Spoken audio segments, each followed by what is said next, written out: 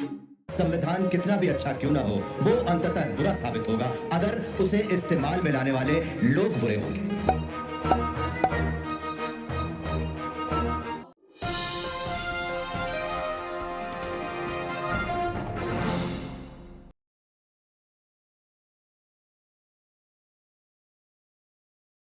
नमस्कार।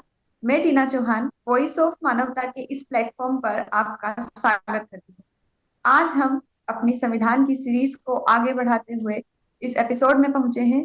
तो आज हमारे मेहमान मिलिंद जी हमारे साथ जुड़े हैं। सर, आपका बहुत बहुत स्वागत है। जी नमस्कार, जय हिंद। और साथ ही हमारे इस प्रोग्राम को स्पॉन्सर करने वाले डॉक्टर हरचंद सिंह जी, अमेरिका वाले, producer of Shudra to Khalsa movies, sir का भी बहुत बहुत धन्यवाद। और हमारे मेघराज सिंह जी, ऑर्गेनाइजर, का भी बहुत बहुत आभार।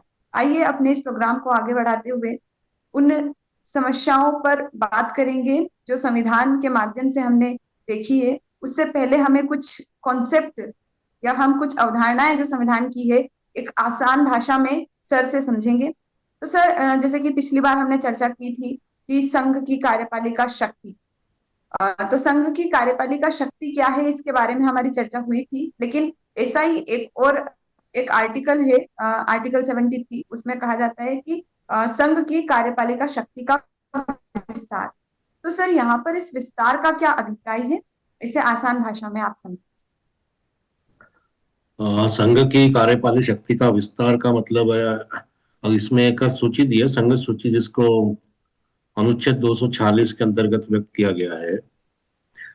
तो इसका मतलब ये कि क्या होता है कि संसद की जो संसदीय विधायी जो शक्ति होती है, अब इसके दो तीन संघ का विस्तार का मतलब, एक तो क्या होता है कि सूची सूची बोले 246 के अनुसार जो विषयों पर है, मतलब जहाँ विधायी शक्ति है, जहाँ कानून बनाने का पावर होता है, तथा राष्ट्रीय अंतर्राष्ट्रीय पे समझौता करना, उपयोग करना, इस तरह की पावर है।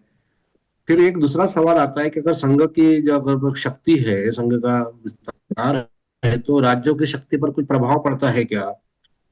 तो वो चीजें इसके अंतर्गत आती है। मतलब अगर आप देखेंगे कि आप इसका और डेफिनेशन में जाएंगे विस्तार से, तो जैसे आपने सुना होगा ना, आम भाषा में लोग बोलते हैं राष्ट्रपति शासन लगा देते हैं ना, जो अनुच्छेद 356 की बात आती है, इमरजेंसी की बात आती है, 352 आर्टिकल है, और कुछ सब्जेक्ट है राज्य और केंद्र को जो विभाजित करते, और कुछ सब्जेक्ट ऐसे जो दोनों की समवर्ती सूची बोलते हैं उसको, कॉमन सूची में जो आते हैं, जो उसके लिए 254 आर्टिकल्स है। और कुछ होते हैं नीति निर्देशक सिद्धांत होते हैं, निर्देशात्मक गाइडलाइंस होते हैं, नॉट कंपलसरी।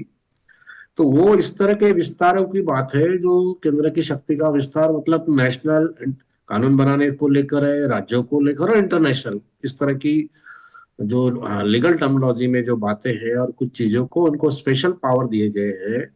और वो भी स्पेशल पावर का मतलब ये नहीं होता कि वो इंक्रोचमेंट नहीं होता है, वो उसी दायरे में काम कर सकते हैं, इसलिए इसका विस्तार की इस तरह से हम समझ सकते हैं या परिभाषित कर सकते हैं। जी। और साथ साथ ये भी कर सकते हैं कि जो राज्य है, अपने स्टेट्स है, उनका जो स्वतंत्रता है, उनकी जो है, उसको संरक्षण भी मिलना है, प्रोटेक्शन भी होता है, ऐसा नहीं कि इंक्रोचमेंट हो जाए। तो मतलब संघ और राज्यों के बीच का जो शक्तियों का जो विभाजन है, बैलेंसिंग ऑफ पावर है, मतलब अगर ज्यादा इंटरफेयर करे भी वो अपने काम कर सके, इसलिए इस तरह का चीज है संविधान में दी गई है। आम भाषा में अगर समझने के लिए हम ये कह सकते हैं कि जो राज्यों के अपने क्षेत्र है, या विधानसभाएं हैं, या उनके सूची जो बनी, उनको कानून बनाने की जो शक्तियां उनको है, विधानमंडलों को है, संसद को सारे भारत के लिए कानून बनाने की शक्ति है। लेकिन और साथ साथ में जो इंटरनेशनल समझौते वगैरह होते हैं, वो केंद्र सरकार के पास है, इसलिए इस तरह की शक्ति का बोलते हैं। दो तीन चीजों को लेकर है। फिर लोगों के दिमाग में सवाल आएंगे, क्या इंक्रोचमेंट तो नहीं हो रहा है, कि हमारे यहाँ राष्ट्रपति शासन तो नहीं? कई बार ऐसा होता है, लेकिन उसको बैलेंसिंग ऑफ पावर बोलते हैं, उस तरह का समझना बेस्ट होगा। मुझे लगता है कि एक प्रकार से मैं सरल भाषा में समझाने का प्रयास किया हूँ। जी। सर, अगर भाषा में इसको थोड़ा सा कहें और विस्तार का अगर आशय ले तो ये दो रूपों में हम देख सकते हैं। तो आप जी। बताइएगा कि ये अभिप्राय इसका हो सकता है। जैसे हमने विस्तार की बात की, तो कार्यपालिका शक्तियां जो है उनको एक विस्तार तो ये हो सकता है कि वो किन किन मुद्दों पर कानून बना सकते। तो वो उन कानून के जो मुद्दे हैं उसमें उनकी शक्ति कितनी विस्तृत है, एक ये देख सकते हैं। दूसरा ये देख सकते हैं कि संघ ने जो कानून बनाया है वो कितने विस्तृत क्षेत्र पर लागू हुआ। तो ये दो रूप हो गए। तो सर, इस वाले जो विस्तार का अभिप्राय है इससे लिया जा सकता है क्या? हाँ, बिल्कुल लिया जा सकता है, क्योंकि संसद जो कानून बनाती है वो संपूर्ण भारत में लागू होता है। राज्य या विधानमंडल जो कानून बनाता है वो अपने राज्य के लिए लागू होता है। तथा जो ट्रीटीज वगैरह होती है, अंतर्राष्ट्रीय समझौते होते हैं, ट्रीटीज बोलते हैं ना, मानवाधिकार, यूनाइटेड नेशन है, अन्य जो समझौते होते हैं, व्यापार समझौते होते हैं, आयात निर्यात की जो नीति होती है, और उसके अंतर्गत जो सारा चीजें होती है, सब ये सारा पावर संविधान ने सेंट्रल को दिया गया है, उसी तरह से उसका मान सकते हैं। इसके अलावा जो सेना है, भारत की जो सीमाएं है, सेना है, वायुसेना, थल सेना, जल सेना, और इसका जो सारी जो चीजें है उसके संबंधगत चीजें बातें वो उनके अंतर्गत आता है। इसके अलावा देश के अंतर्गत जो मैंने बोला ना, आपात राष्ट्रपति शासन की बात आती है। किसी राज्य में अगर कानून व्यवस्था सही नहीं है तो वहाँ केंद्र सरकार इंटरफेयर करके राष्ट्रपति शासन लगा सकता है। इसके अलावा देश के अंदर इमरजेंसी की जो बात होती है ना, आपातकाल की स्थिति पैदा होती जाती है, कानून व्यवस्था देश के अंदर सही नहीं है या मिलिट्री शासन लगाना है, तो या फिर दूसरी बात हो सकती है, इकोनॉमिक बहुत क्राइसिस हो गए देश के अंदर, तो वो इमरजेंसी वगैरह लगा सकते हैं, आपातकाल स्थिति बोलते हैं, उसकी एक प्रक्रिया होती है। तो वो इस तरह से एक विस्तार को कह सकते हैं। आपने आपने देखा होगा कि अब एक उदाहरण अच्छे समझा जा सकता है कि आपके हमारे समय, मतलब 92 में जब बाबरी मस्जिद गिरी थी, तब वो पूरा सेना का शासन भारत देश में लागू हो गया था। मतलब देखते ही बोलते हैं ना, गोली मारने का आदेश और सारी जो चीजें, वो कानून और लॉ एंड ऑर्डर को मेंटेन करने के लिए थी। वो सारी चीजें हुई थी। और बहुत पहले भी आपने सुना होगा इंदिरा गांधी के समय में कि बहुत सारे अपोजिशन के लीडर को, नेताओं को जेल में डाल दिया था। इमरजेंसी लागू की गई थी इंदिरा गांधी ने। वो भी एक काल संविधान के लागू होने के बाद भारत देश ने देखा हुआ है। जी। और एक काल वो भी चीजें थी जब देख में स्वर्ण मंदिर पर हमला जो एक हो गया, कि इंदिरा गांधी की जब हत्या हुई थी तब भी सारी चीजें हुई। तो वो परिस्थितियां देखते हुए ये जो पावर का एक्सरसाइज का विस्तार का वो जो चीजें होती है, ये इस तरह का लागू करते हैं, लेकिन कभी कभी इसका दुरुपयोग भी होता है और हो रहा है कई चीजों में। जी।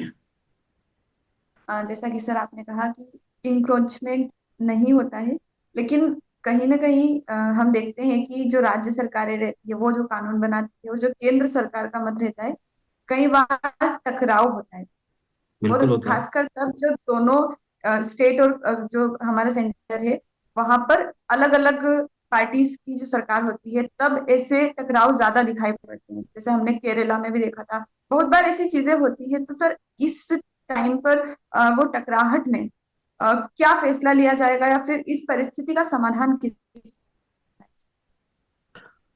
देखिए, इस चीज का समाधान है, एक संविधान में ऑलरेडी दिया गया है, जो हम लोग चर्चा करेंगे। अगर ऐसी परिस्थितियां निर्माण होती तो क्या प्रोविजंस हो सकते हैं, लेकिन वो ज्यादा इंटरफेयर नहीं कर सकते हैं केंद्र सरकार किसी को भी। मतलब वहाँ जो चुनी हुई सरकारें हैं, लोकतांत्रिक प्रणाली से चुनी हुई सरकार है, तो या उसको विधानसभा को एकदम से भंग नहीं कर सकती। सारी चीजें हैं, उसके गाइडलाइंस होती है, किन किन चीजों को वो पालन नहीं करते, कैसे कानून व्यवस्था बिगड़ी, सारी चीजें। लेकिन ये दुर्भावनापूर्ण पार्टी को वो करने के लिए वो ऐसा किया जा सकता है या करती है, लेकिन उसके विरोध में जनता खड़ी होती है, सुप्रीम कोर्ट में डाला जा सकता है या उसको चैलेंज किया जा सकता है, इस तरह के। और ऐसे कई बातों कर लेकर सुप्रीम कोर्ट ने भी जजमेंट दिए हुए हैं, सारी बातों को लेकर जजमेंट दिए गए हैं। जी। तो यानी कि जो बैलेंसिंग ऑफ पावर है वो बना रहता है कहीं ना कहीं, जनता और जी। सुप्रीम कोर्ट जैसा आप जी। बताया। ये चीजें हैं जो बैलेंस करके रखती है दोनों को। और जी। ना केवल ये स्टेट और सेंटर को बैलेंस करती है, बल्कि कार्यपालिका, विधायिका, इन चीजों को भी बैलेंस करके रखती है। जी। सर, अब हम अगले पड़ाव पर आएंगे। आर्टिकल 74 बहुत इंपॉर्टेंट हमारे संविधान का आर्टिकल है, जिसमें हमें राष्ट्रपति को सहायता और सलाह और सहायता देने के लिए मंत्रिपरिषद, इतनी बात लिखी हुई है। लेकिन ये बहुत ही महत्वपूर्ण है, क्योंकि यही से कानून बनने की प्रक्रिया और क्या फैसले लिए जाएंगे वो सारी चीजें डिसाइड होती है। तो सर, इसके बारे में थोड़ी आप पृष्ठभूमि रखिए, उसके बाद हम उसको और चर्चा करेंगे। देखिए, इसकी पृष्ठभूमि ये है कि राष्ट्रपति को सलाह देने के लिए एक मंत्रिपरिषद का गठन होता है। ये 74 में दिया गया है। 74 में दिया गया कि राष्ट्रपति उसके कर्तव्यों का पालन करने के लिए मंत्रिपरिषद के नेतृत्व में, मतलब प्रधानमंत्री के नेतृत्व में मंत्रिपरिषद का गठन होगा। मंत्री सब के सलाह के मंत्रियों के सलाह के अनुसार कार्य करेगा, और सलाह राष्ट्रपति को दी जाती है तो वो किसी अदालत में उसको चैलेंज नहीं किया जा सकता। ये बात आ गई है उसमें। उसकी न्यायिक समीक्षा नहीं हो सकती, पॉलिसी मैटर हुआ है। तो कुल मिला के हम ये कह सकते हैं कि राष्ट्रपति संवैधानिक प्रमुख होता है, लेकिन एग्जीक्यूटिव पावर का प्रधानमंत्री के अंदर ही या मंत्रिपरिषद में निहित है। ये इस तरह के पावर है, ये संसदीय प्रणाली का एक पार्ट है जी। अ, सर अगर हम इसको और दूसरी बात में अगर देखेंगे कि इनकी क्या क्या भूमिकाएं हो सकती है, जो आपका सवाल भी हो सकता है। मंत्रिपरिषद का नेतृत्व कौन करता है? तो प्रधानमंत्री करता है। अध्यक्षता भी वही करते हैं।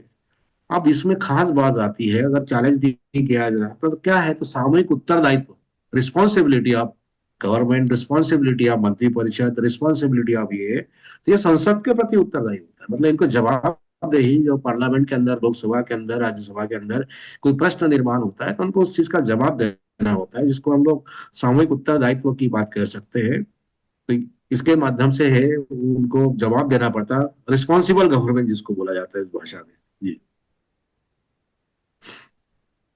सर जो मंत्री परिषद है वो सहायता अगर सलाह देती है, तो इस जी, मंत्री परिषद में कौन कौन शामिल होता है? क्या संसद के सभी सदस्य इसके अंदर होते हैं या फिर मंत्री और कोई? परिषद पे कौन कौन शामिल होते हैं? तो एक तो कैबिनेट होता है, राज्य मंत्री होते हैं, स्वतंत्र प्रभार वाले होते हैं, उनके अपने कार्य क्षेत्र है, जिस तरह से विभाग है। लेकिन जिसको कैबिनेट बोला जाता है, अगर संसद का सत्र नहीं चल रहा है और प्रधानमंत्री और उसका जो कैबिनेट मिनिस्टर का है, तो ये लोग कोई कानून, मतलब विधेयक ला सकते हैं, जिसको हम लोग क्या बोल सकते हो, पहले क्या बोला था, संसद में कानून लाने के पहले जो चीजें प्रस्ताव। पेश करते हैं, प्रस्ताव नहीं है। हाँ, मतलब अगर संसद का सत्र नहीं चल रहा है और आपको इमरजेंसी में कोई कानून बनाना है, वो उसको कानून का रूप लेते हैं। तो अभी मुझे एकदम से वो चीजें याद नहीं आ रही है, तो वो ला सकते हैं। जी जी। राष्ट्रपति जो अध्यादेश लाते हैं उसकी बात करें? नहीं नहीं, वो 6 माह के लिए कानून बनता है, वो कुछ चीजें हैं, पहले से हमने चर्चा की है। सीट की ऑर्डिनेंस का। हाँ, ऑर्डिनेंस ऑर्डिनेंस, अध्यादेश, राइट, अध्यादेश ला सकते हैं, ये उनके पास पावर है जी।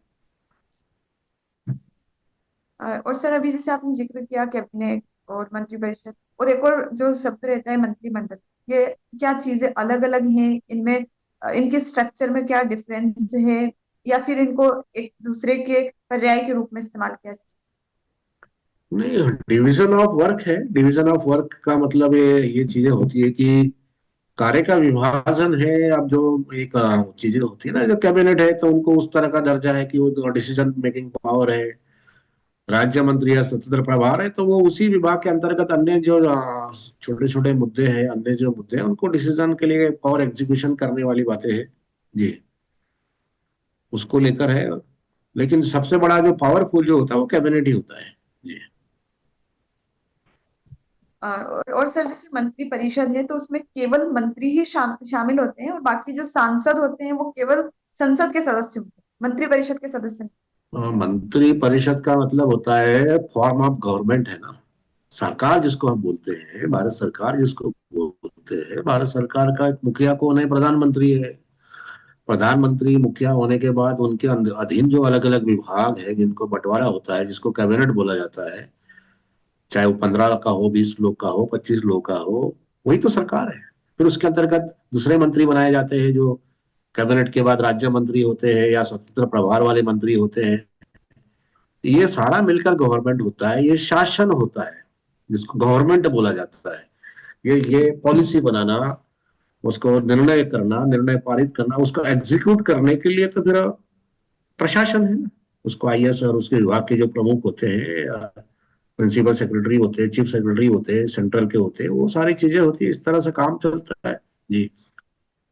सर प्रधानमंत्री पे हम आए उससे पहले जैसे दो शब्द शासन और प्रशासन, ये जी, चीजें हम समझ के आधार पर इनका प्रयोग करते हैं, लेकिन मैं चाहूंगी कि एक बार आप इनको स्पष्ट शब्दों में शासन विस्तार। जो शासन जो होता है, चाहे जो हम लोग चुनाव में देखते हैं ना, अगर मान के लोकसभा चुनाव हुए हैं, जो संसद चुन के जाते हैं, राष्ट्रपति उनको बुलाता है कि चलो भैया आप अपनी सरकार बनाओ, बहुमत संसद में पारित करो, 2/3 बहुमत उनके आगे सरकार उनको बनता है, वो लोग अपना प्रधानमंत्री चुनते हैं, मंत्रिमंडल हो गए, शासन हो गया, शासन 5 साल के लिए।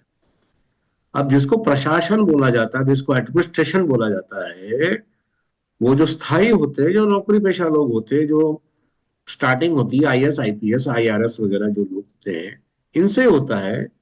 ये लोग प्रशासनिक अधिकारी होते हैं, ऑफिसर्स होते हैं, और इनकी नियुक्ति संघ लोक सेवा आयोग, और अभी तो उन्होंने नया बैक एंट्री भी चालू कर दी, उसके माध्यम से होता है। सबसे ये स्थायी होता है, तो ये प्रशासनिक नौकरी पेशा लोग होते हैं, ये परमानेंट होते हैं, ये 5 साल के लिए नहीं होते, ये बदलते रहते हैं पदों पे, जिनकी सरकार आती चाहते ऑफिसरों को रखते हैं। जैसे एग्जाम्पल के लिए मध्य प्रदेश में डीजीपी कौन होगा, चीफ सेक्रेटरी कौन होगा, जॉइंट सेक्रेटरी कौन होगा, दूसरा सलाहकार कौन होगा मुख्यमंत्री का, इसी तरह से प्रधानमंत्री का कौन होगा, ये सारी चीजें रहती है। जो मंत्री होते हैं उनके अधीनस्थ एग्जीक्यूशन करने के लिए तो ये सारे ऑफिसर्स काम करते हैं। तो ये जिन ऑफिसर्स के प्रशासनिक अधिकारी के माध्यम से काम कराया जाता है या किया जाता है, या जिनके माध्यम से आदेश जारी होते हैं, अप्रूवल शासन का मिलता है, तो वही प्रशासन है जी। स्थायी और अस्थायी का एक अंतर हम देख सकते हैं। ये देख सकते हैं कि उनके चयन की प्रक्रिया क्या है। वो चुनाव लड़के आते हैं और एक परीक्षा के माध्यम से आते हैं। जी हाँ, जो शासन वाले लोग हैं वो चुनाव लड़के आते हैं, कानून बनाने की शक्ति उनके पास है, जो संसद में बिल लाते हैं, बहुमत से कानून पारित होता है, उसको वोटिंग ली जाती है, डिस्कस डिबेट होता है। तो जो प्रशासनिक अधिकारी है वो उसका एग्जाम होता है, जो आईएएस है, आईपीएस है, आईआरएस है, जितने यूपीएस संघ लोक सेवा आयोग, उसका भारत सरकार का जो है, मतलब ये इंडिपेंडेंट बॉडी है, चयन प्रक्रिया वाली है, और राज्यों में अलग अलग अपने चयन के बोर्ड है, जिसमें डिप्टी कलेक्टर वगैरह बनते हैं वहां से राज्यों के, इसी तरह से सेंट्रल का है। फिर उनके बीच में अलग अलग ट्रांसफर होते रहते हैं, सीनियरिटी के आधार पर उनका, वो जो एक एग्जाम्पल के लिए अगर बोलेंगे, किसी जिले का कप्तान होता है, कोई कलेक्टर होता है, वही जाके आके बड़े पदों पर जाता है, सेक्रेटरीट तक जाता है, चीफ सेक्रेटरी बनता है, और वहीं से जाकर सेंट्रल तक जाता है, और वहीं से रिटायर्ड होता है। ये प्रमोशन वाली प्रक्रिया से होके गुजरा जाता है। इसी तरह से ये पुलिस में भी आईपीएस जो होता है, वो जिले का एसपी होता है, कप्तान होता है, वो बढ़ते बढ़ते पद वो डीजीपी तक जाता है। और अलग अलग जो पद है, अलग अलग जिसमें उनके जहाँ जिस तरह का अनुभव होता है, उनको प्रमोशंस के आधार पर वहां पहुंचते हैं। प्रक्रिया वही है, शुरुआत वहीं से होती है। जैसे एक सांसद की शुरुआत होती है, और वो पहले उसको सांसद ही रहता है, उसके बाद उसकी कुछ काम करने की क्षमता रहती है तो उसको मंत्री परिषद देते हैं, स्वतंत्र प्रभार मिलता है, राज्य मंत्री होता है। फिर सीनियर होते होते वो कैबिनेट मंत्री होते हैं, और फिर कोई अच्छी चीजें होती है तो उनको प्रधानमंत्री बना दिया जाता है जी। इसी तरह प्रशासन का भी होता है, शुरुआत वही से होती है, आईएएस से, या फिर उनका ट्रेनिंग के माध्यम से जी। एक प्रणाली है, इस अवधारणा मतलब से शासन और प्रशासन। जी जी मतलब आप विधायिका और कार्यपालिका बोल सकते हो उसको। वो विधायिका कानून बनाने वाली संसद है, उसमें से ये लोग होते हैं, और कार्यपालिका यानी ये एग्जीक्यूटिव यानी प्रशासन। इसको ऐसे समझ सकते हैं कि शासन और प्रशासन मिलकर ही देश को चलाते हैं। दोनों एक दूसरे के लिए पूरक का कार्य करते मतलब ये प्रशासन सलाह दे सकता है, मंत्रियों को एडवाइस दे सकता है, लेकिन जो डिसीजन पावर है वो शासन के अंदर है। हैं। हम फिर से मुद्दे पर आते हैं और जिस प्रकार हमने मंत्रिपरिषद में देखा, मंत्रिपरिषद सलाह देती, लेकिन वो प्रधानमंत्री के नेतृत्व में। तो सर, मंत्रिपरिषद में ये कैसे डिसाइड होता है कि प्रधानमंत्री कौन होगा? वैसे तो हमारे देश में प्रधानमंत्री ही मुख्य कार्यपालिका का कार्य होता है उनका। उनके पास ही एग्जीक्यूटिव पावर्स होती है रियलिटी में। उनके बारे में सब जानते हैं, लेकिन फिर भी हमें ये समझना होगा कि आखिर प्रधानमंत्री का चयन किस प्रकार से। नहीं नहीं, प्रधानमंत्री का चयन ये हम लोग अभी जो चर्चा कर रहे हैं इसका पार्ट नहीं है। प्रधानमंत्री का चयन जो जो पार्टी आधारित जो संसद बन के आते हैं, और उस पार्टी को रिप्रेजेंटेशन, उनके जो प्रतिनिधि होते हैं, जितने सांसद है, वो अपने संसदीय दल का नेता चुनते हैं। जो संसदीय दल का नेता होता है वही प्रधानमंत्री बनता है, ऐसा एक परंपरा रिवाज है। लेकिन अभी तो हम देखते हैं कि वो प्रधानमंत्री का पद पहले ही घोषित कर दिया जाता है। लेकिन प्रक्रिया क्या है संविधान में? संविधान में प्रक्रिया ये है, जिस पार्टी के सबसे ज्यादा सांसद होंगे उनको राष्ट्रपति आमंत्रित करेगा कि भाई चलो आपकी सरकार बनाते हैं। उसके पहले वो प्रस्ताव रखते हैं, अपनी मीटिंग करते हैं कि अगर उनके इतने सांसद है, और फिर वो उनमें से बोलते हैं कि कौन योग्य है, वो उसका नॉमिनेशन व्यक्ति करते हैं, वो डिसाइड करते हैं, फिर वो नाम वो व्यक्ति का नाम वहां भेजा जाता है, फिर उसको प्रधानमंत्री बोलते हैं। लेकिन यहाँ क्या है, यहाँ तो जो पार्टी है उन्होंने घोषित कर दिया ये बनेगा, वो तो वो बनेगा, ऐसा हो जाता है। फॉर एग्जाम्पल अभी मध्य प्रदेश का उदाहरण आपने देखा होगा, शिवराज सिंह चौहान का ही समय से मुख्यमंत्री रहे, एक टर्न, दो टर्न, तीन टर्न, चार टर्न।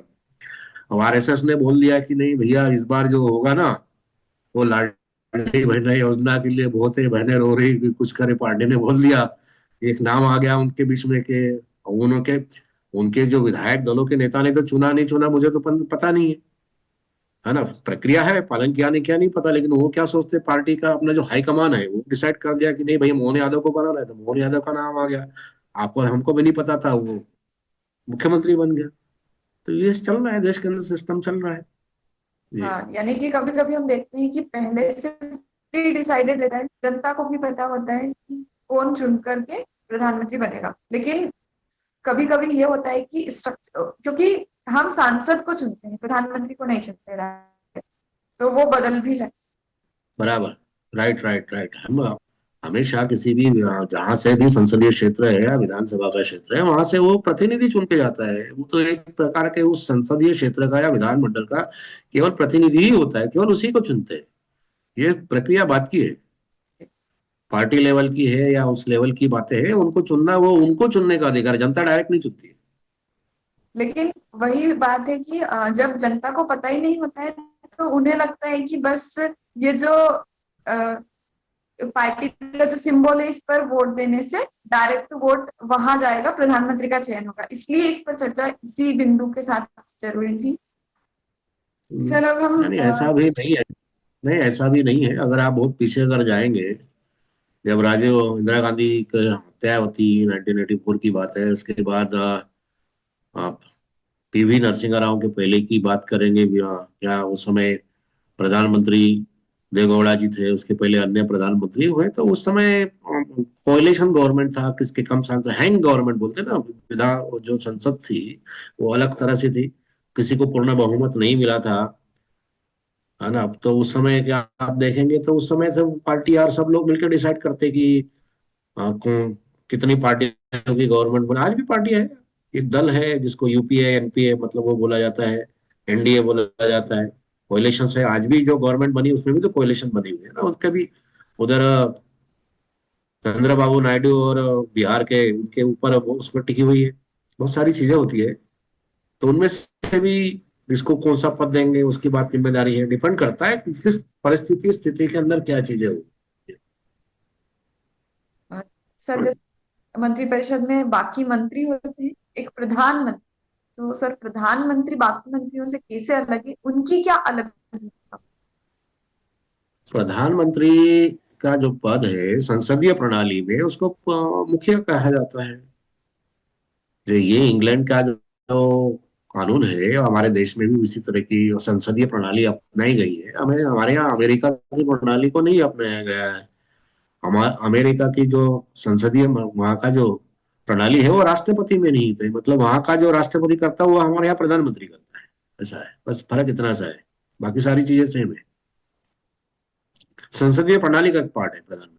सर, प्रधानमंत्री की क्या शक्तियां होती है और क्या कार्य होते हैं? क्योंकि हम समझते हैं कि प्रधानमंत्री जो चाहे कर सकते हैं, वो उनके पास ही सारी पावर्स होती है। तो सर, एक बार हम जानना चाहेंगे कि एक्चुअल में क्या चीजें वर्क करती प्रधानमंत्री का शक्तियां, पावर या उसकी बात करें तो मंत्रिपरिषद का वो नेतृत्व करते हैं। जो कैबिनेट, जो हमने अभी चर्चा की, कैबिनेट का मंत्रिपरिषद है उसका वो नेतृत्व करते हैं।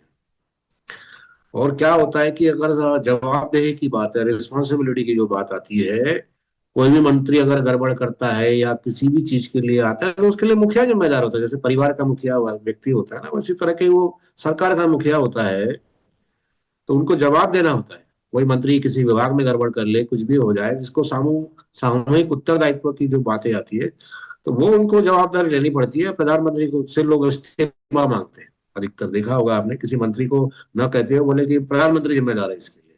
तो वो जवाबदेही का सिद्धांत है, सामूहिक उत्तरदायित्व का सिद्धांत है। इसीलिए वो सारी चीजें मतलब देखने सुनने में आती है। जी। जैसे अभी आपने इसी संदर्भ में एक और एक अ, सिद्धांत है सामूहिक उत्तरदायित्व में, मैं बताना चाहूंगा, एकता का सिद्धांत होता है ना, एक एकता, मतलब यूनिटी होना, जो चाहे मंत्रि परिषद के सारे सदस्य इकाई के रूप में काम करते हैं, एक परिवार का जो सदस्य होता है ना, उनके नेतृत्व में काम करते हैं। दूसरी बात आती है लोकसभा के प्रति उत्तरदायित्व की जो बात आती है।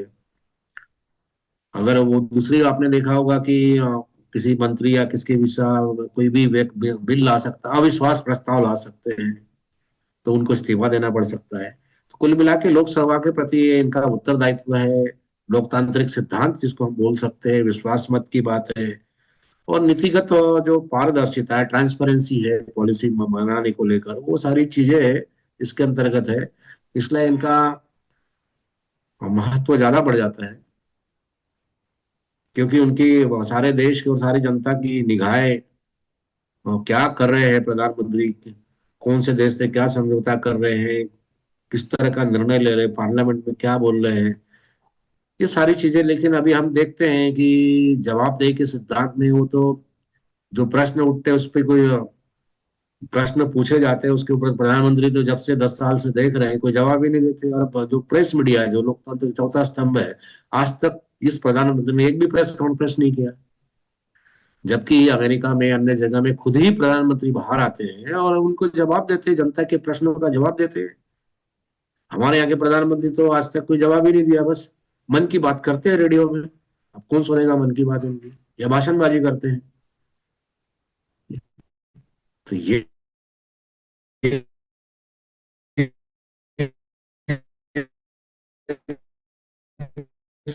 तो आजकल उन्हीं के गुण गाता है बाप, सारी चीजें हैं। अभी देखिए ना, आपका अभी कुंभ मेला हुआ, कितने सारी लाशें मर गई, कितने सारे लोग मर गए, कितनी भागदौड़ हो गई है, कोई जवाबदारी लेने को तैयार नहीं है, उल्टी सीधी बातें कर रहे हैं। तो वो जो चीजें हैं, ये कुल मिला के गैर जिम्मेदाराना रवैया है लोकतंत्र में। ये सारी चीजें नहीं है।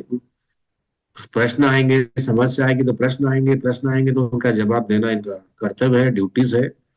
और यही सी बात की इन्होंने शपथ लेते हुए ही, मंत्रिपरिषद या प्रधानमंत्री बनते समय इन्होंने शपथ लिया है, संविधान की शपथ लेके ही उन्होंने कहा है, शपथ लेते समय उनके समक्ष जो भी मामले आएंगे, जो भी चीजें आएगी, उनका जवाब देंगे, उत्तरदायित्व निभाएंगे। लेकिन मुझे नहीं लगता कि वो खाली शपथ लेने के बाद भूल जाते हैं। जी।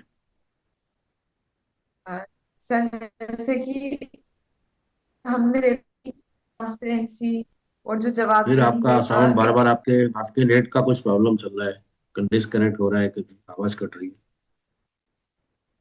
अभी अभी नहीं आ रही है।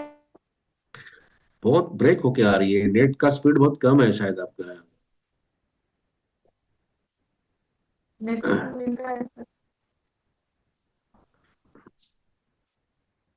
अगर आप समझ पाए तो क्या मोबाइल डाटा से चल रहा है कि वाईफाई से? Mobile data. हाँ, वाईफाई लगाना चाहिए, तब जाके हो। मोबाइल डाटा उतना स्पीड में नहीं होता, मैं जो भी बात कर रहा हूँ वाईफाई लगा हुआ था। चलो ठीक है। जी, जी बोलिए। सर। जो प्रधानमंत्री है और हमने इनकी भूमिका और क्या करना चाहिए उनको वो देखा। तो सर, जी। मंत्रिपरिषद प्रधानमंत्री से क्या अपेक्षाएं हमारे संविधान को है। और भले ही वो, अभी आप देख रहे होंगे कि बहुत सारे प्रधानमंत्री मंत्रिपरिषद के मंत्री जो होते हैं वो तो कार्य नहीं उतर पाते। लेकिन जी। क्या अपेक्षाएं संविधान की है, क्या अपेक्षाएं जनता की है, और क्या लोकतंत्र चाहता है कि प्रधानमंत्री और मंत्रिपरिषद किस प्रकार से कार्य करे। जी सर। देखिए, ये जो सरकारें बनती है, ये कुछ अपना मैनिफेस्टो निर्धारित करती है, चुनाव का घोषणा पत्र बोलते हैं ना जिसको, कि अभी तक पूर्व सरकारों ने ये काम किए, ये काम देश के अंदर हो जाना चाहिए था। देश का बजट लगभग इतना होता है, लाख करोड़ों का बजट है। तो जन जो सरकारें बनती, गवर्नमेंट के टैक्स से ही तो जाता है ना, पब्लिक के टैक्स, जो आप और हम जो भी सारी चीजें करते हैं, खरीदते हैं, वो सारी चीजें उनके टैक्स से सारा पैसा इकट्ठा होता है। तो उनसे अपेक्षा रहती है एक तो इंफ्रास्ट्रक्चर की बात है, शिक्षा की बात है, स्वास्थ्य की बात है, ह्यूमन इंडेक्स बोल सकते हैं, मानवीय सूचकांक जिसको हम लोग कह सकते हैं कि देश के अंदर अच्छे रहने की स्थिति, रोजगार की स्थिति, तथा लीडर होके जो बोलते हैं ना, बहन बेटियों की इज्जत का वो नहीं लूटना चाहिए, मतलब गुंडा राज नहीं होना चाहिए, पुलिस का राज उस तरह का लोकतंत्र नहीं होना चाहिए। तो वो सारी चीजें जनता को अपेक्षाएं रखती है। उन चीजों पर अगर अपेक्षाएं नहीं उतरते हैं तो जनता के अंदर आक्रोश और विद्रोह फैलता है।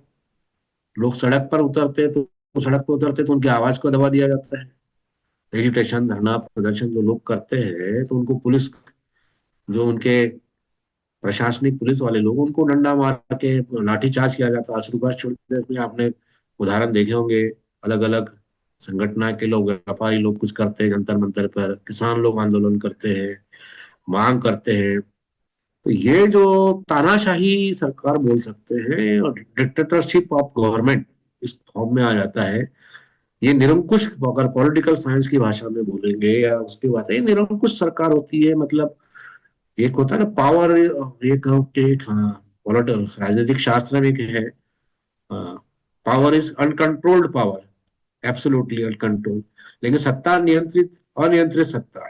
लेकिन ज्यादा ही अनियंत्रित हो गया तो वो तानाशाही हो जाता है, जिसको वो लोग उदाहरण देते हैं इटली की गवर्नमेंट का, हिटलर शाही का।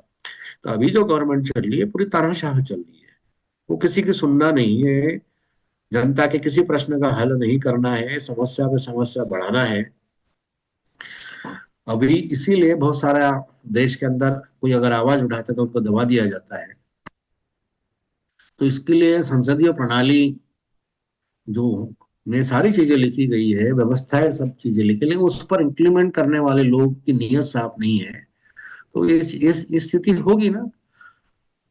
वो नहीं चाहते कि लोग उनके ऊपर कोई प्रश्न चिन्ह करे, आवाज उठाए। बस एक बार वो इसलिए ऐसा हो रहा है, निरंकुश गवर्नमेंट इसलिए हुई कि ये जो संविधान में जो व्यवस्था है, कौन सी, हम लोग चुनाव से वोट, बैलेट पेपर से पहले वोट होते तो लोग डरते थे। अब ईवीएम से चुन के जाते हैं, उनको लगता है हम तो सॉफ्टवेयर इंजीनियर से इलेक्ट्रॉनिक वोटिंग मशीन में सेटिंग करके चुन के आएंगे, वो लोगों की समस्या का समाधान करने की क्या जरूरत है। इसलिए ना निरंकुश ज्यादा हो गई। जनता के प्रति जवाबदेही, संसद के प्रति जवाबदेही कुछ नहीं है। इसलिए ये कह सकते हैं कि ये पूरा जो सिस्टम है कोलैप्स करने की स्थिति है, सारे संविधान के साथ द्रोह कर रहे हैं। और अभी आपने कुंभ मेले में भी सुना होगा कि चर्चा की कि इन्होंने एक अलग संविधान बना के रखा हुआ है, बात 1 महीने में और संविधान बदल बात करता है। अब ये तरह की बातें होना, गवर्नमेंट है, प्रधानमंत्री या मंत्री परिषद है या राष्ट्रपति है, इनके ऊपर कोई एक्शन नहीं लेना, इसका मतलब इनका मौन स्वीकृति है। इसका अर्थ क्या, आज हम संविधान पे चर्चा कर रहे हैं और संविधान की अच्छी बातें कर रहे हैं, तो ये तो संविधान के साथ द्रोह है, राष्ट्रद्रोह है। इस तरह की चर्चा करना भी, संविधान बदलने की बात करना, नया संविधान बनने की बात करना भी संविधान द्रोह है, राष्ट्रद्रोह है। इनके ऊपर कोई मुकदमा नहीं कर रही, क्योंकि ये तो खुली छूट है ना। एक अपराधी अगर अपराध करता है तो उसके लिए तो कानून में सजा का प्रावधान है। लेकिन ये खुल्लम खुल्ला जो अपराधी कर रहे हैं, इस तरह की वार्तालाप कर रहे हैं, माहौल बिगाड़ रहे हैं देश के अंदर, उनको क्या कहेंगे। तो कहाँ इंप्लीमेंट हो रहा है संविधान की बातों का। हम चर्चा जरूर कर रहे हैं, ये बातों को भी लोगों को समझना चाहिए, जरूरी है। नहीं तो हम लोग सीधा मंत्री परिषद और उनके कार्यकाल, खाली टेक्निकल वो बातों में जाएंगे। लेकिन इनकी समीक्षा इसलिए भी होना चाहिए कि ये प्रावधान है, क्या वो कर रहे हैं, क्या खरे उतर रहे हैं, और है तो किस लेवल तक है। खाली रोड बना देने से, इंफ्रास्ट्रक्चर डेवलप करने से, कारपोरेट वालों को, कारपोरेट में देखिए ना क्या क्या हुआ। एक अभी अभी आप सोशल मीडिया में बहुत सारी चीजें देखते हैं, छोटे छोटे गरीब लोग 25,000 50,000 छोटे मोटे लोन लेते हैं, बैंक वाले उनके कुर्की करने पहुंच जाते हैं, उनका एफआईआर होती है और घर से उठाते हैं। और वो जो कारपोरेट वाले लाखों रुपए का, करोड़ों रुपए का उनका बिजली का बिल माफ होता है, बैंक को करप्ट करके भाग गए, उनके ऊपर कोई कार्रवाई नहीं होती है। पब्लिक का पैसा है ना, तो ये आवाज तो उठना जरूरी है। जी। सर ये एक और सबकी बात हुई। जवाबदारी है मंत्रिपरिषद की, प्रधानमंत्री जो हम बात कर रहे हैं, इन सबकी जवाबदारी होती है उनकी। जवाब देना पड़ेगा उनको, जनता के सवालों का। जी। सर क्या प्रावधान किया जाना चाहिए कि जो अपराधी है वो चुनाव ना लड़ पाए? बहुत बार ये समस्या उठाई जाती नहीं, ये तो ऑलरेडी प्रावधान है। अगर किसी के ऊपर कोई केस प्रकरण चल रहा है तो वो फॉर्म भरते समय चाहे विधायक का हो या संसद का हो, उनकी जानकारी देनी होती है उनको। वो लिखा हुआ ऑलरेडी उसमें फॉर्मेट में होता है, आपके पास कितनी संपत्ति है, आपके पास कितना बैंक बैलेंस है, आपके पास कोई प्रकरण तो नहीं चल रहा है। वो सारी इंफॉर्मेशन देना होता है, अगर कोई चल रहा है या पूर्व में हुआ है, उसका कोई फैसला हुआ है क्या, या विचाराधीन है, तो वो जानकारी देनी होती है ना। वो तो सारी चीजें है। अब प्रकरण की जो अपराध किस तरह के, लेकिन फिर भी कहते हैं कि सांसद। नहीं नहीं, कभी कभी क्या होता है कि राजनीतिक द्वेष द्वेष भावना से, दुर्भावनापूर्ण चीजों से झूठे मुकदमे भी तो लगाए जाते हैं ना। मानवाधिकार के कार्यकर्ता लगाए जाते हैं, उनके ऊपर भी लगाए जा सकते हैं। ये भी तो दूसरा पहलू होता है। कभी मान के चलो अपोजिशन ने या कोई भी इंडिपेंडेंट व्यक्ति ने जो समस्या देश के अंदर है उसकी आवाज उठाई, धरना प्रदर्शन किया, उस तरह की कुछ चीजें बोली, तो उनको रास्ता रोकने का, वो चीजें करने का, उनको मुकदमे में डाल डाल दिए, तो वो तो प्रकरण बन गया ना। तो इसके लिए जब तक न्यायालय के द्वारा दोष सिद्ध नहीं किया जा सकता, तब तक वो प्रस्तावित आरोपी है, न कि अपराधी है। हाँ, कुछ हिनियस क्राइम होते हैं जिनके मर्डर्स है, कोई अन्य मानव हत्या है, वध है, बलात्कार है, चोरी है, तो इनको क्राइम्स की श्रेणी में आता है। पॉलिटिकल देश भावना से अगर कोई मानहानि का मुकदमा कर देता है, कुछ अन्य चीजें हो जाती है, या कभी कभी आय से ज्यादा अर्जित संपत्ति के मामले आपने देखा होगा, ये पॉलिटिकल देश भावना से है, या सारी चीजें है, से मुकदमे लड़ा जाता है। जैसे ईओडब्ल्यू है, ईडी है, ईडी के मुकदमे बोलते हैं, इन्फोर्समेंट डिपार्टमेंट के है, इकोनॉमिक वो वाले चीजें होती है। तो वो खाली मुकदमे आपने देखा होगा ना, फॉर एग्जांपल लालू प्रसाद यादव, क्या है, छोटा सा मुकदमा कई साल तक चलता रहा उनका, चारा घोटाला, बदनाम कर दिया उन्होंने, उससे ज्यादा तो कई घोटाले इनके निकलेंगे, क्या क्या रिपोर्ट होता है उसके ऊपर। तो वो सारी चीजें हैं। ये न्यायपालिका का भी इस्तेमाल इस तरह से अपने दुश्मन को दबाने के लिए, प्रेशर करने के लिए किया जाता है। और हम देख ही रहे हैं, एक उदाहरण है लालू प्रसाद यादव, अन्य मुकदमे, अभी झारखंड के दूसरे मुख्यमंत्री था शिबू सोरेन हो गया, उसके लड़का, उसकी वाली बातें, सारी चीजें हैं। तो ये राजनीतिक देश भावना से सारी चीजें हो गई, जबकि इसके पहले भी कितने टेलीफोन घोटाले में, पहले भी 2003 नरसिंह राव के जमाने में स्पेक्ट्रम आवंटन को लेकर सारी चीजें हुई थी। बहुत सारी चीजें रहती है, तो वो उसका परिप्रेक्ष्य, मुकदमे का जो मतलब परिस्थिति या फैक्ट क्या है, उसके आधार पर चीजें डिसाइड होती है। ऐसा है, ये कह सकते हैं। तो बहुत सारा, अब तो ये ऐसा हो नहीं सकता कि राजनीति में कोई लोग जा रहे हैं, सामाजिक कार्य में जा रहे हैं, तो उनके ऊपर मुकदमे नहीं हो। वो तो जानबूझकर ही उसको दबाने के लिए मुकदमे डाले जाते हैं, झूठे मुकदमे, उनको फाइट करना पड़ता है, तभी जाकर चीजें लगती है। तो इसलिए इसका मतलब ये नहीं कि वो अपराधी हो गए हैं, या कभी कभी जानबूझकर उनको अपराधी घोषित किया जाता है फर्जी मुकदमे में। जी। यानी कि इन चीजों को जो है एक हार्ड कानून नहीं बनाया जा सकता है कि उसमें बहुत सारे हार्ड ऐसे कानून लोग बना भी देंगे उस तो परिधि से हार्ड बाहर। कानून है, हार्ड कानून है ऐसा नहीं है, हार्ड कानून है, इसका दुरुपयोग होता है, हम ये कह रहे हैं। कानून तो हार्ड है, अगर नहीं तो बोलेंगे नहीं भाई, इनको चुनाव ही लड़ने दिया जाए, तो वो तो अच्छे लोग तो फिर कहाँ से आएंगे। अब फिर गुंडा लोग ही चुनाव लड़ता, राज वही हो रहा है ना। आपराधिक प्रवृत्ति के लोगों की ज्यादा चीज है। अगर इनका आप सबसे अच्छा डाटा अगर आप देखोगे, एक तो इनके पास संपत्ति कहाँ से आ गई इतनी, 400 करोड़, 500 करोड़, 1000 करोड़, इनकी इतने 100 करोड़, 50 करोड़, ये जो घोषणा करते हैं, तो क्या ऐसा कौन सा कार्य किया इन्होंने जो इसकी पास इतनी पूंजी आ गई। तो ये भी तो सोचने वाली बात है। और दूसरी बात है कि जो प्रशासनिक सेवा से रिटायरमेंट लोग होते हैं, वो लोग भी बाद में चुनाव लड़ते हैं। वो लोग भी अपने जीवन में काफी बहुत सारा आय से ज्यादा संपत्ति कमाए होते हैं, उनके ऊपर भी डर रहता है कि कल हमारा वो ना हो जाए, तो वो राजनीति में वो अपनी संपत्ति बचाने के लिए पहुंच जाते हैं। इस तरह की सारी जो चीजें पहुंच गई है, दोनों पहलू है इसके, एक पहलू नहीं है, दोनों पहलू है। लेकिन ये चीज है कि चुनाव प्रणाली में सुधार की आवश्यकता है। चुनाव प्रणाली सुधारना जरूरी है, तब जाके अच्छे लोग आएंगे। नहीं तो इसी तरह का अगर महंगा चुनाव होने लग गया करोड़ों रुपए में, और पैसों का बोलबाला रहा, तो अच्छे लोग नहीं आने वाले। और जनता का जो मेन मुद्दे है वो ऊपर नहीं उठने वाले। जी। मैं कुछ बात ऐड करना चाहता हूँ उसमें, जो आपने बोला ना कि इसमें जो राजनीति बड़ी वैसी चल रही है आजकल। दरअसल क्या है, हाई जितने भी हाईएस्ट एजुकेटेड लोग ने या अच्छे हैं, बहुत ईमानदार लोग ने, वो उनका दिमाग में ये बात बैठ गई है कि राजनीति बहुत गंदी चीज होती है, वहां क्यों जाइए, बदनाम हो जाएंगे। जब बराबर। जब अच्छे लोग और हाईएस्ट एजुकेटेड लोग राजनीति में नहीं जाएंगे, फिर वो गंदे लोग जाएंगे। फिर गंदे लोग जब गंदगी फैलाते हैं, फिर इनको परेशानी होती है, तो हमें अब इंसाफ नहीं मिल रहा है, हमें ये नहीं मिल रहा, हमें वो नहीं मिल रहा। क्यों मिलेगा इंसाफ और कैसे मिलेगा इंसाफ, जब आप लोगों ने ही, आप लोग मतलब हम लोगों के निकम्मेपन के कारण ही ये गुंडे मवाली जो बैठे हैं ये इसमें राजनीति में गए हैं। वो तो अपना खेल खेलेंगे। गलती कहाँ पर, गलती तो समाज की है ना इसमें। गलती मैं 99% अच्छे लोगों को गलती मानता हूँ, उनकी निकम्मेपन के कारण आज गुंडे लोग राज कर रहे हैं। अगर ये ऐसे ही चलता रहा ना, तो मैं नौजवान जो नौजवान, हमने गाना भी लिखा था इसके ऊपर, कम तकरीबन 1 साल पहले लिखा था कि नौजवानों राजनीति में आ जाओ। राजनीति ही एक ऐसा खेल है जो सबको कंट्रोल रख सकता है, पुलिस को कंट्रोल रखता है, मिलिट्री को कंट्रोल रखता है, देश को कंट्रोल करता है।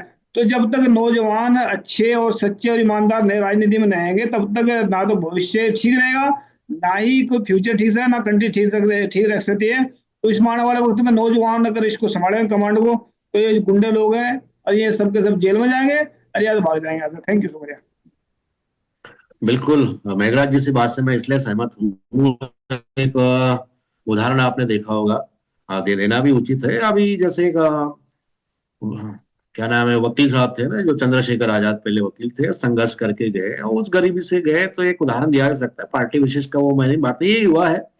तो उस तरह जाने से पहले उनकी पुलिस टॉर्चर करती थी सारी, अब वो सांसद बन गए, तब उनकी जी हाजिरी करते हैं। ऐसे ही एक सांसद है राजस्थान से, जो आदिवासी समुदाय से आते हैं, गांव गांव में जाके उन्होंने किया। चुनाव लड़ने के लिए पैसा नहीं था, वो सारी चीजें जनता ने उनको दिया और वो गए। तो ऐसे उदाहरण, जो समाज के अच्छे लोगों को राजनीति में आना चाहिए, ताकि ये गंदगी हटे। ये बात सही है, गुंडा राज खत्म हो, ये तभी है। नहीं तो वो तो रहेंगे, जब बाकी लोग प्रयास नहीं करेंगे तो कोई ना कोई तो जाएगा। जब घर में बैठे रहेंगे, चुप रहेंगे, अभी हमें क्या करना है, तो फिर वो रोते रहेंगे। जैसे मेघराज जी ने कहा, अत्याचार हो रहा है, अत्याचार हो रहा है, धरना करते रहेंगे, प्रदर्शन करते रहेंगे, वो लाठीचार्ज होता रहेगा। तो इसका एक ही तरीका है कि कोई अपने अच्छे जो लोग हैं अपना क्षेत्र चुने, संसद का क्षेत्र चुने, विधायक का क्षेत्र चुने, उसके काम करे, 2-4 साल काम करे, जनता के मुद्दे उठाए, जनता के मुद्दे को लेकर रहे, जनता ही सर्वोपरि है। तो वो लोग आते हैं। दो चार ऐसे कई उदाहरण हैं, अलग अलग जगहों के आपको उदाहरण देखने को मिलेंगे। इंडिविजुअली आप किसी सांसद का बैकग्राउंड, अन्य चीजों का आप देखेंगे तो उन्होंने किस तरह से किया, तो वो चीजें है। ऐसा नहीं कि खाली पार्टी ही सब कुछ होती है, भारतीय जनता पार्टी है, कांग्रेस पार्टी है, अन्य कोई पार्टी है ही तब ही बहुत कुछ किया जा सकता है, ऐसा बिल्कुल नहीं है। एक व्यक्ति के अंदर वो सोच निर्माण हुई, तो कोई मुझे ऐसा काम करना है तो उसको थोड़ी मेहनत करना पड़ेगी, 2, 4, 5, 7 साल। तो वो भी बन सकते हैं, और टीना जी आप भी बन सकते हो। अगर अपने क्षेत्र में अगर विधायक बनने के स्थान लिए तो आप भी बन सकते हैं, कोई भी बन सकता है, हम भी बन सकते हैं। बस बेशर्त है कुछ समय वहां देना पड़ेगा, जनता के बीच रहना पड़ेगा, जागरूकता के मुद्दे उठाने पड़ेंगे, उनकी समस्या सुननी पड़ेगी, उनके कुछ काम प्रशासन के माध्यम से, शासन के माध्यम से राहत दिलाने वाली बात कराने पड़ेंगे। तब जाके आपको वो लोग नेता मानेंगे, और जब फिर नेता मानना मतलब जनप्रतिनिधि आपको कहेंगे, और फिर आप चुनाव इंडिपेंडेंट भी लड़ सकते हो। जरूरी नहीं है एक बात के संविधान में वही पार्टी का ही हो और इतना करोड़ रुपया होना चाहिए। ये बात सही है, सिद्ध हुआ है उदाहरणों से जी। यानी अच्छे लोगों का राजनीति में ना आना बुरे लोगों को मजबूर करता है कि वो राज करें, इस तरह से। हाँ, एक मेरे को इस समय दूसरी एक बात आ गई, डॉक्टर बाबा साहब अम्बेडकर की एक बात याद आती इस समय। उन्होंने कहा था, दुनिया में दुनिया में अपराध क्यों बढ़ते हैं। बहुत अच्छा, बहुत सटीक उदाहरण, दुनिया में अपराध क्यों बढ़ते हैं। तो लोगों का कहना था कि अपराधी अपराध ज्यादा करते इसलिए अपराध बढ़ते हैं। लेकिन उन्होंने कहा नहीं, ऐसी बात नहीं है। अपराध दुनिया में इसलिए ज्यादा बढ़ते, जिनके ऊपर अत्याचार होता है वो तो सहते हैं, उनका मनोबल तो गिरा हुआ है। लेकिन जो समाज का जो इंटेलिजेंसिया है, समाज का जो बुद्धिजीवी वर्ग है, उसके विरोध में आवाज नहीं उठाता, इसलिए अत्याचार बढ़ता है। जरूर नहीं कि उनके ऊपर अत्याचार होना चाहिए तभी वो आवाज उठाए। होता क्या है कि वो लोग सोचते हैं कि भाई पड़ोसी के घर में आग लगी, मेरे घर में जब आग आएगी, नंबर आएगा तब सोचेंगे। तो यही सबसे बड़ी प्रॉब्लम है। तो उनको बुद्धिजीवी नहीं कहा जा सकता। अपराध इसलिए बढ़ते हैं ताकि समाज का जो सही और गलत के फैसला करने वाला जो इंसान है वो चुप बैठता है। इसलिए अपराध बढ़ते हैं। और इसके लिए जरूरी नहीं है कि किसी पार्टी से आप जुड़े हो, किसी चीज अगर किसी समझ है, व्यक्ति अकेला ही चलता है, लोग उसको मिलते रहते हैं, कारवा आगे बढ़ता रहता है और कारवा बढ़ते बढ़ते आगे चलता रहता है। वो इच्छा शक्ति के ऊपर है, और इच्छा शक्ति अगर इंसान के अंदर है तो वो बहुत कुछ कर सकता है। सर एकदम सही बात आपने कही। जी। अब हम एक अन्य उपबंध की बात करते हैं। यहाँ ये भी कहा जाता है कि जो मंत्रिपरिषद में जो मंत्री होते हैं उनका पद प्रसाद पर्यंत होता है। तो सर ये प्रसाद पर्यंत का क्या तात्पर्य है, और क्यों मंत्रियों के पदों को राष्ट्रपति के प्रसाद पर्यंत रखा जाता है? मतलब मैं समझा नहीं, कब तक? सर हमारे आर्टिकल 75 में मंत्रियों से संबंधित अन्य उपबंध है। हाँ हाँ, उसमें एक बात ये लिखी है कि मंत्रियों का जो अभी उसका मैंने कुछ स्टडी प्रसाद किया नहीं है, पर्यंत उसको है। अगर अगली बार, उसके बाद स्टडी किया नहीं है, अगली बार उस पर डिस्कस करेंगे। टेक्निकल सब्जेक्ट होता है, और एज ए लॉयर बहुत सारी कुछ बातें जी करना जनरल ठीक नहीं रहेगा। अगले एपिसोड में देखेंगे, कुछ इससे संबंधित बात हो तो उसको देखिए। जी। क्या है, यहाँ सर बोलने कुछ के लिए चीज का कुछ थोड़ा सा जिक्र पढ़ के आना जरूरी होता है, और कुछ चीजें नहीं तो जनरल बातें करेंगे तो फिर लोगों को लगता है कि सारी चीजें हैं। स्टडी भी जरूरी होती है थोड़ा सा। अभी मैंने वो उसको पढ़ा नहीं है, और जो आपको सवाल है अगले एपिसोड में उसको ले लीजिएगा, जो आपका सवाल है। जी। हाँ, जनरल को क्वेश्चन है, अभी अच्छी समय भी बात है। होता जा रहा है, तो कुछ समय है 7-8 मिनट का, 9 बजने को, तो जनरल कोई संबंधित सवाल हो तो उसको ले सकते हैं। जी। सर हमने सामूहिक उत्तरदायित्व की बात की, तो सर सामूहिक उत्तरदायित्व से क्या तात्पर्य है? और इसमें ये सामूहिक लिखा हुआ है कि लोकसभा के सामूहिक उत्तरदायित्व, जिसको अंग्रेजी में क्या बोलते हैं, responsible government. Responsible responsible government तो काउंसिल ऑफ कलेक्टिव मिनिस्टर है ना। रिस्पॉन्सिबिलिटी। सामूहिक उत्तरदायित्व का सिद्धांत, प्रिंसिपल है ना, संवैधानिक और संसदीय सिद्धांत है ये। सामूहिक उत्तरदायित्व की अवधारणा क्या बोलेंगे आप? अवधारणा को ये बोल सकते हैं कि ये संवैधानिक और संसदीय सिद्धांत है। ये निर्धारित करता है कि मंत्रिपरिषद, काउंसिल ऑफ मिनिस्टर, अपने कार्य और निर्णयों के प्रति सामूहिक रूप से उत्तरदायित्व होती है। इसका तात्पर्य यह है कि मंत्रिपरिषद का कोई सदस्य लोकसभा या संसद के समक्ष असफल होता है, पूरी मंत्रिपरिषद उसका उत्तरदायित्व लेना होगा। आवश्यकता होती है तो उसको त्याग पत्र भी देना पड़ता है। फॉर एग्जाम्पल के लिए इसमें एकता का सिद्धांत की हमने थोड़ी देर पहले बात की थी। नीतियां बनाना और उसको उचित क्रियान्वयन करना, तो वो पूरा मंत्रिपरिषद उसके लिए उत्तरदायी माना जाता है। दूसरा है लोकसभा के प्रति उत्तरदायित्व, प्रश्नों के जवाब देना। क्या होता है, अगर वो कार्य को फेल करते, अविश्वास मत लाया, तो पूरी सरकार को इस्तीफा देना पड़ता है। तो ये लोकतांत्रिक सिद्धांत है, विश्वास मत की बात है, नहीं तो सरकार गिर सकती है।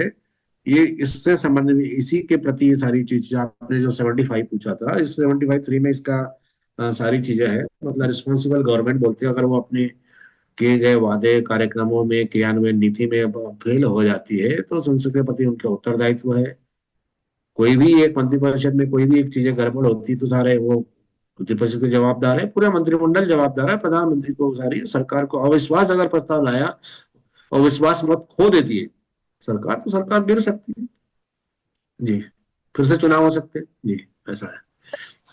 मिलिंद जी आपका बहुत बहुत धन्यवाद, और साथ जी ही जी। दर्शकों का भी बहुत बहुत धन्यवाद वॉइस ऑफ मानवता की ओर से। और हमारे प्रोग्राम को स्पॉन्सर करने वाले डॉक्टर हरचंद सिंह जी अमेरिका वाले, producer of Shudra to Khalsa movies, sir का बहुत बहुत आभार।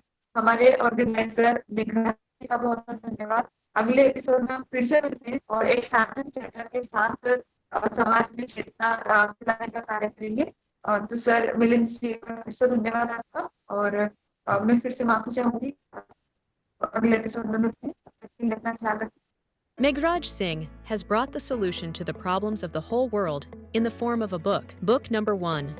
What is the solutions to the serious disputes within families in the world? This book contains solutions to the problems of families all over the world and solutions to the problems of countries all over the world. Book number 2. How will human around the world lives freely from mental slavery? This book contains solutions to the problems in the minds of atheists, theists, and people all over the world. Book number 3. We will eradicate racism from the entire world. In this book, racism is spread all over the world. Racism has made life difficult for people of almost the world. This book contains the solution to end racism. Book number 4. How can mankind get ultimate happiness? Let's find out. In this book, people from all over the world can make their lives happy, and by solving the problems, ways have been explained in this book. Book number 5.